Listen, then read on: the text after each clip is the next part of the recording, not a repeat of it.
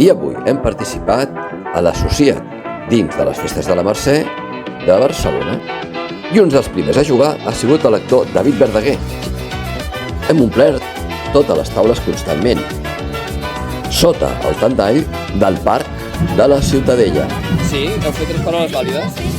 Sobretot han vingut famílies i nens, però també parelles i grups d'amics. Alguns coneixien l'Scrabble, altres l'han descobert avui.